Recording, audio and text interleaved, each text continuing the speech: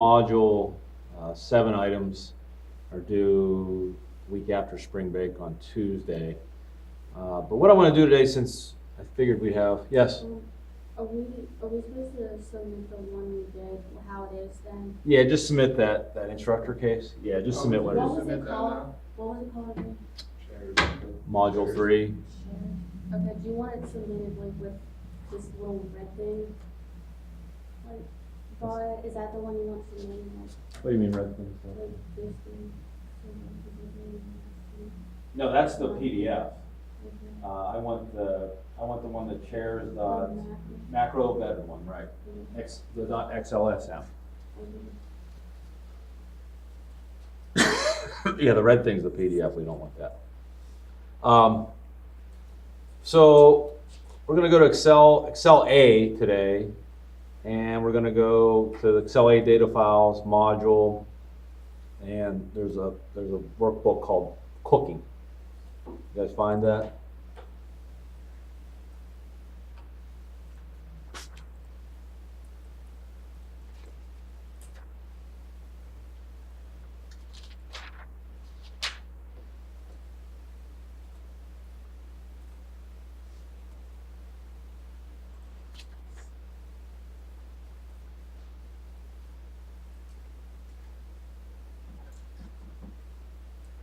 Now, first off, you'll notice that this is in compatibility mode, meaning it's a previous version of Excel that's .xls.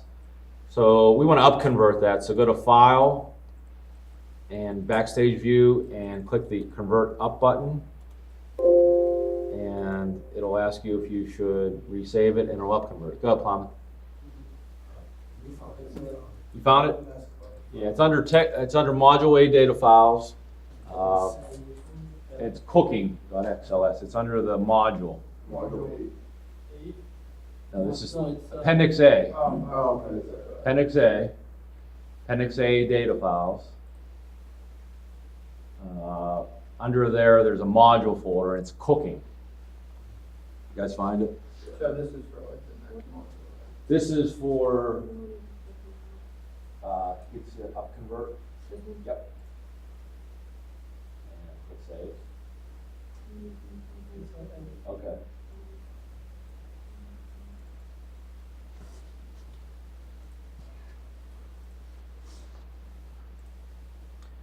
So when you get in there, you'll notice that it's cooking.xls, and up at top, it'll say compatibility mode, which means it's not the latest version. So go to Backstage View, which you do that by going to File, and then I don't have it because I already did it, but you can upconvert it, right? And it'll ask you to resave it under the new format.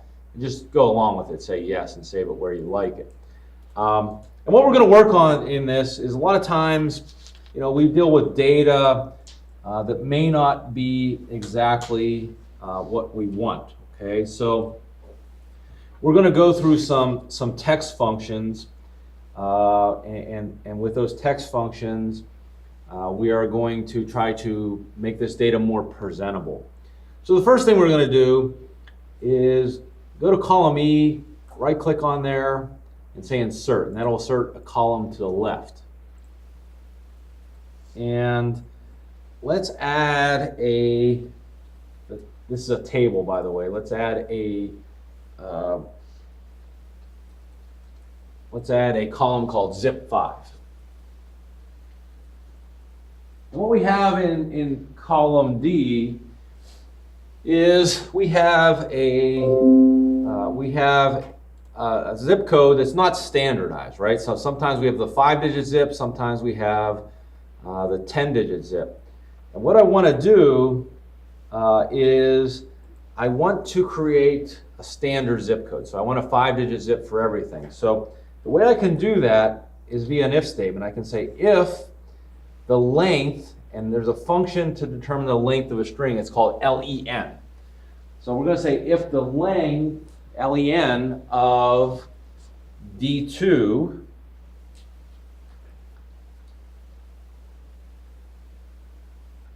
is equal to 5, then we're not going to do anything with it. We're just going to put D2 in here. Else, remember the first is what we do if it's true. The second was what we do if it's false. We're going to take the leftmost 5 of D2.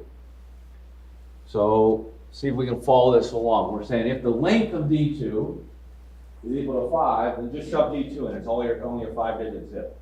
If it's not 5, then shove the left 5. I need another parameter here. So I need to say left, comma, 5.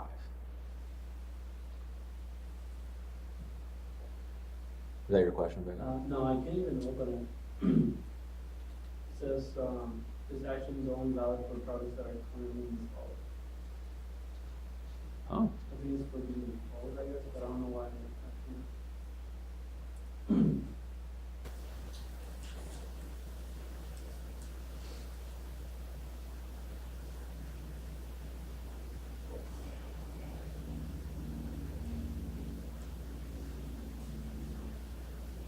I'm going to open this and then I just going to find Excel.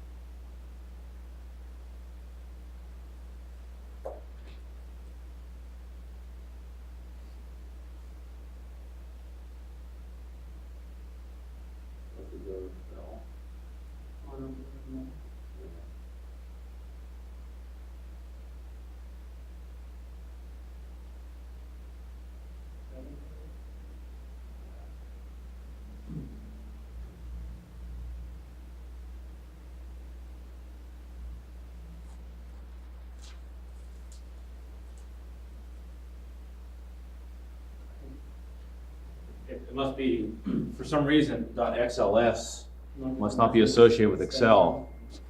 I don't know why that would be. Okay, so what we've done here, let's go back through this again. We said if the length of D2 is equal to 5, great, just bring over D2. It's already a 5-digit zip. If not, take the leftmost 5 of D2 and put it in here. So if we copy this formula down, which is what I'm going to do here, it should standardize that. Okay.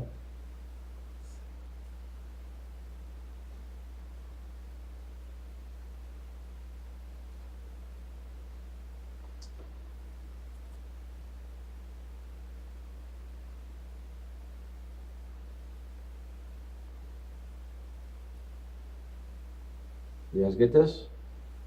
Yes? My thumbnail doesn't look. Okay, does it look like this? You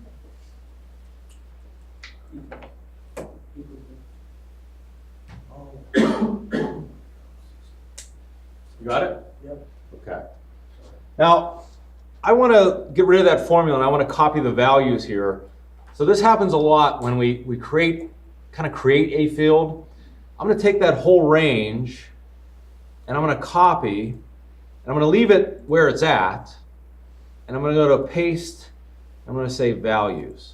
Okay, now what that's done is you see nothing has changed visually, but behind the scenes you'll see that everything is now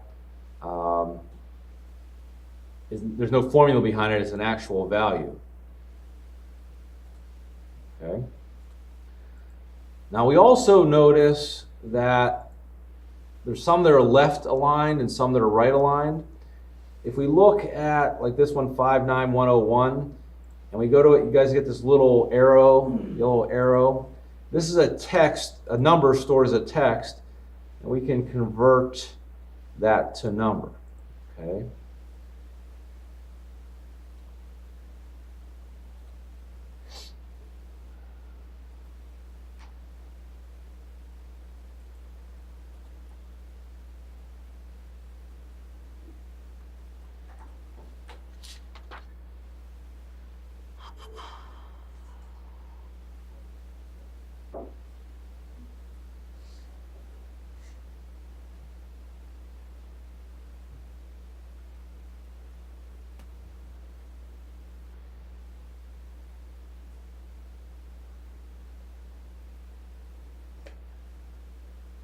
Let's go to column C.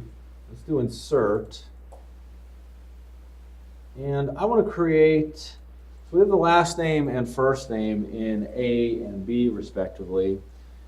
I want to convert it so it looks like a more traditional name format where it has last name, comma, first name. So let's just call this, I don't know, combined name.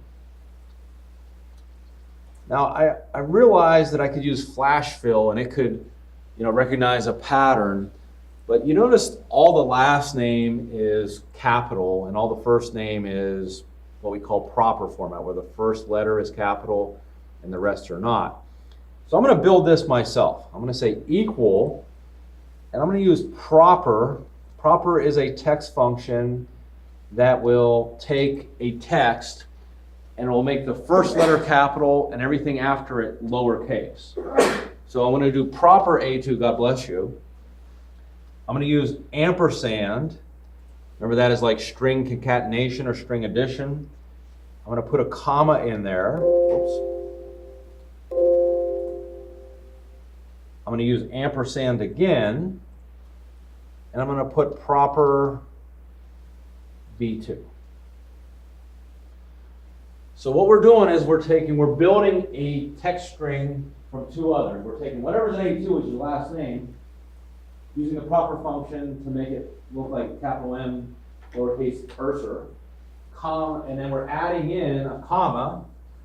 Actually, I should put a comma and a space in there, right? So inside the quotes, I'm going to put a comma and a space, and then I'm going to add in B2. So now it looks like something we would want to address. So Mercer, comma, Natalie, drag that down. Things look pretty good there.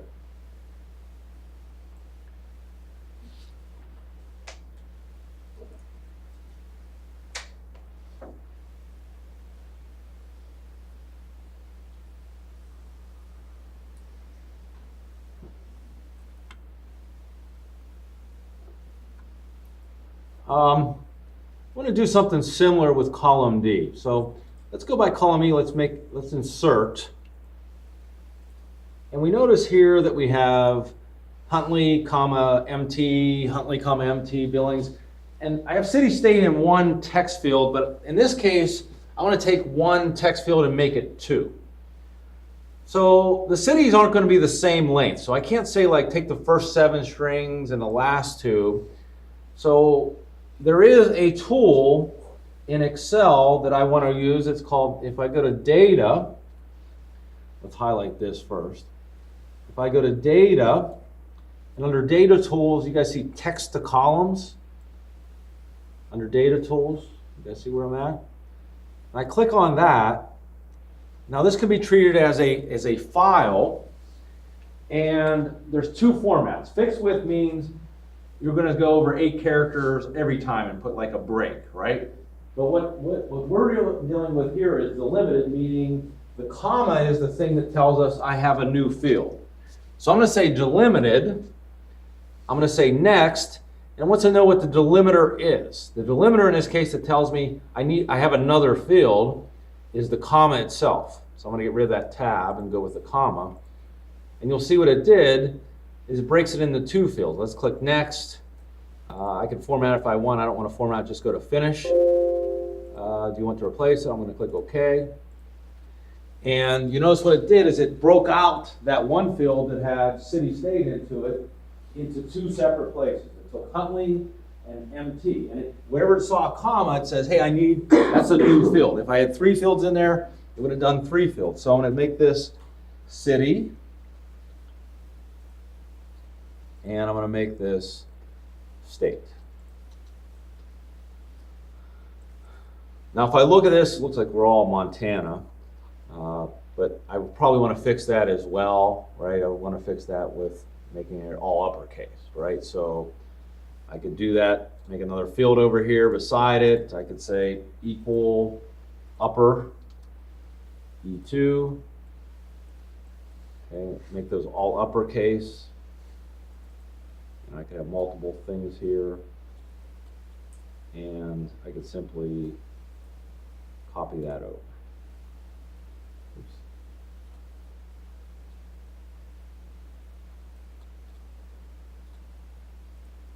I'm going to copy it as paste it as values. Get rid of that.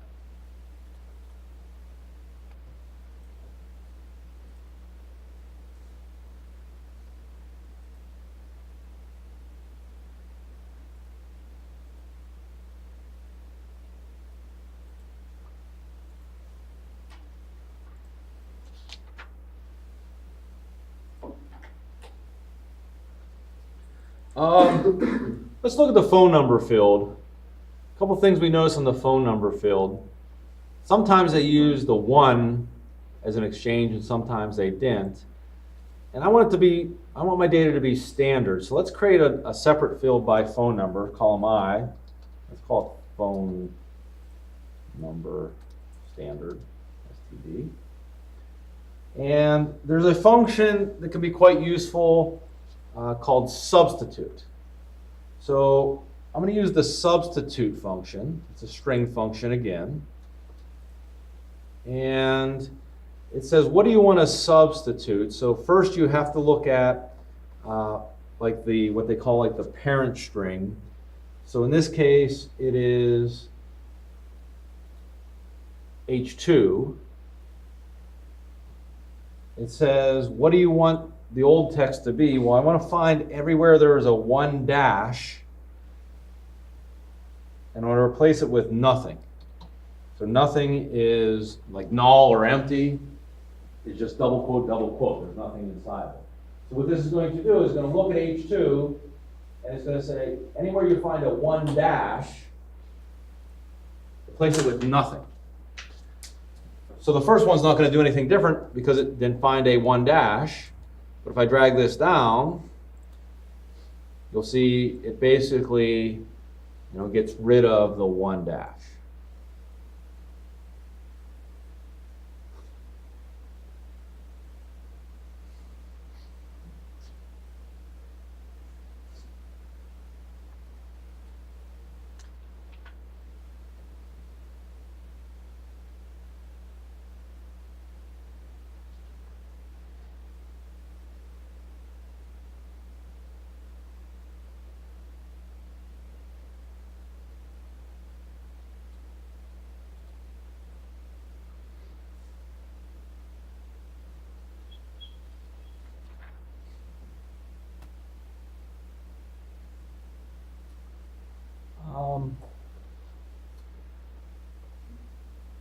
Let's look at this date.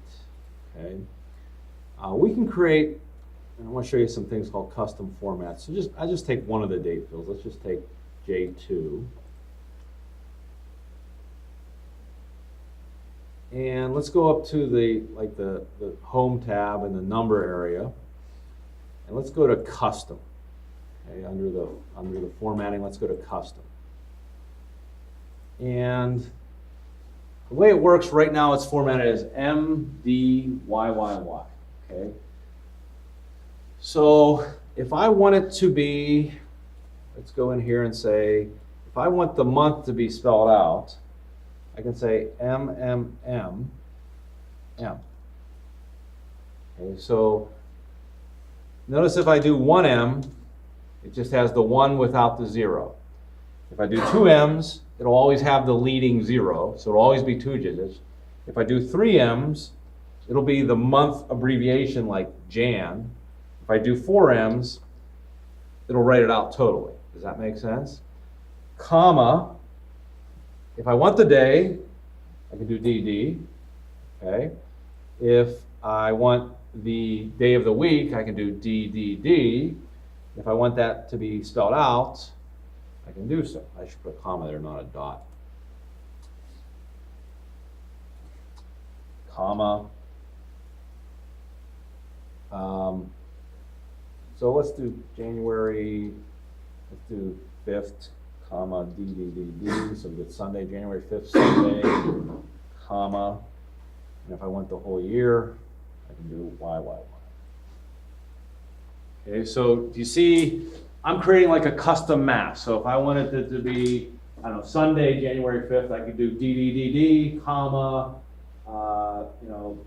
MMMM. So those are the ways that custom format works. Now it's just going to change the first one because that's all I was selected on at that point. Let's see. I'm just trying to get through the things that are most important in this section.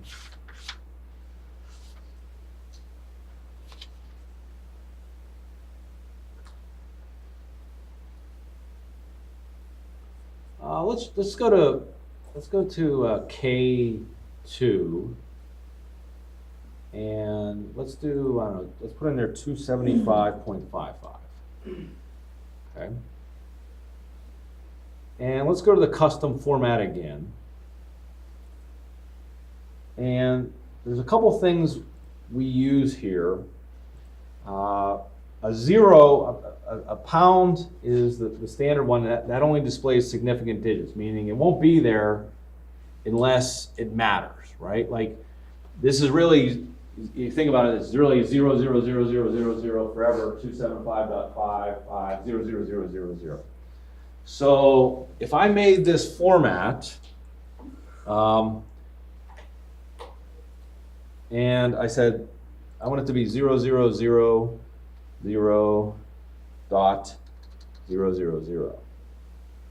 It's going to show, you guys notice up at top in the sample, it shows the leading zeros, even though they're not significant, right? Now, if I want to show only things that are significant, I use the dollar, the pound symbol. So let's say I want to go up to, I don't know, 100,000 here.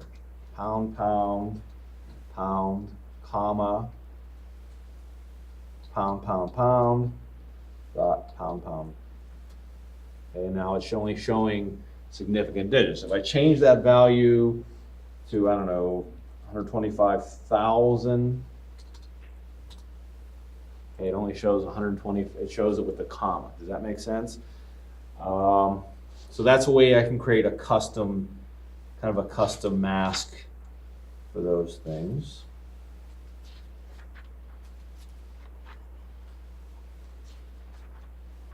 Let's use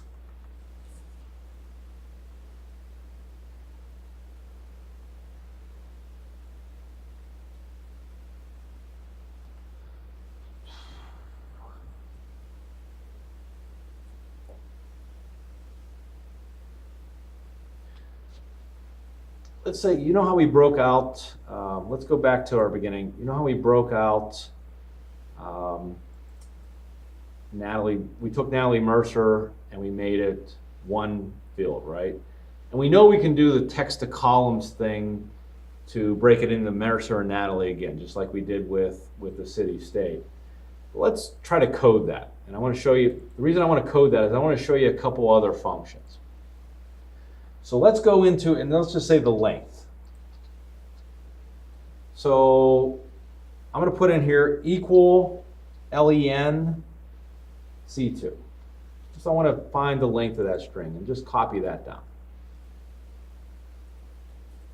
So if I want to break this into, so that's just a number, you know, some of these strings are 15, some are 16. If I want to break that into two pieces, and I want to do it via function, it's important to me to understand where what is in that function, in that string. It's important for me to understand where what is. What do you think? What tells me where I want to break it up? Because John Miko is different than Brandon Mahalo, right? John is 4 characters, Miko is 4 characters. Brandon is different. So what tells me where to break that? The comma, right? The delimiter, the comma. So another string function, let's just call this comma. And we can use, there's a function called search. And it says, what do you want to find?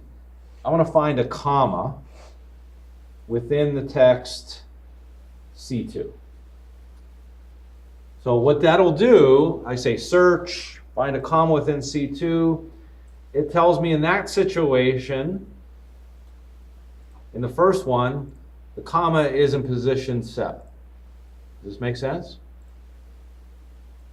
So I'm going to insert a field, and let's say I want this to be, let's do last name first, because that's going to be easy.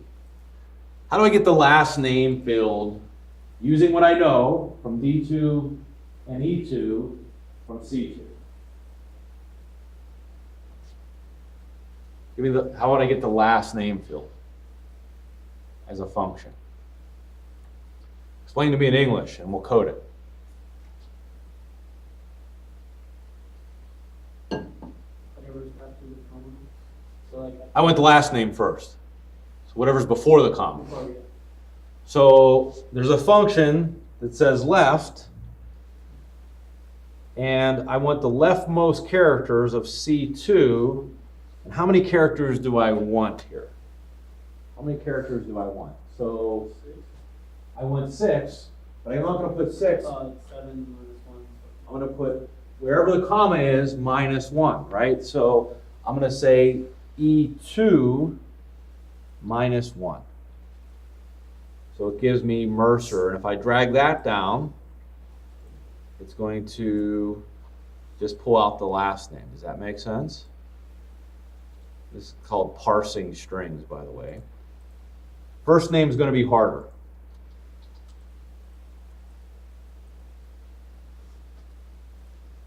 Tell me in English what I want to do. So the comma's in position 7, right? Plus 2. Okay, very good. So position 8 is just a space. I don't want that. Mm-hmm. So I want to start in position 9 and pull that. So there's a function called mid. And left pulls leftmost characters.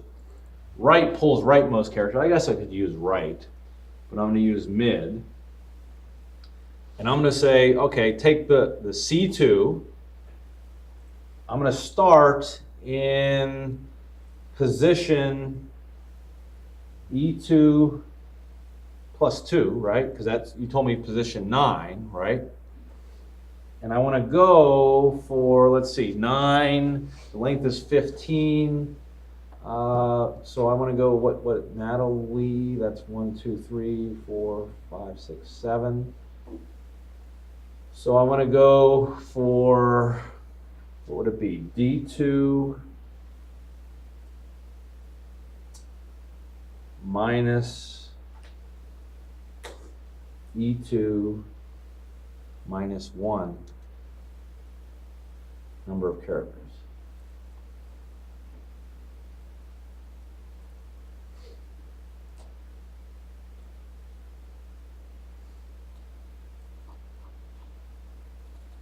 Guys follow me?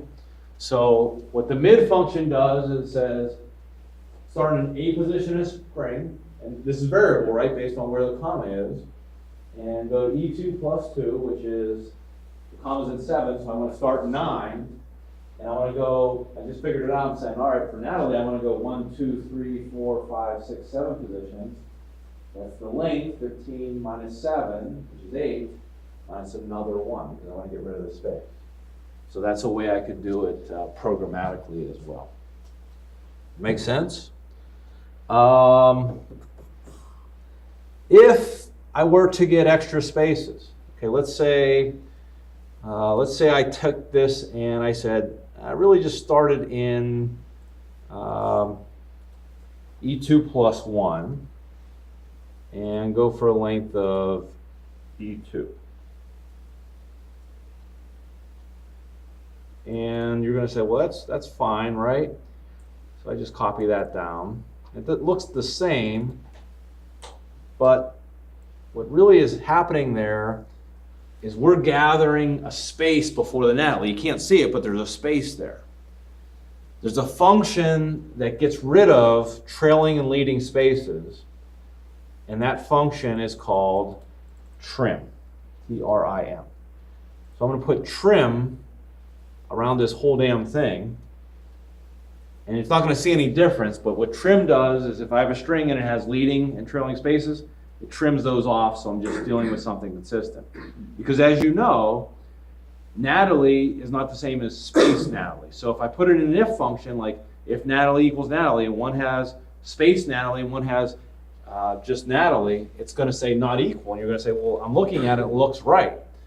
Leading spaces can cause issues. Does that make sense? So that's another function in this chapter. So we did left, there's right, there's mid, there's upper, there's lower, there's proper, there's length, there's search, there's text.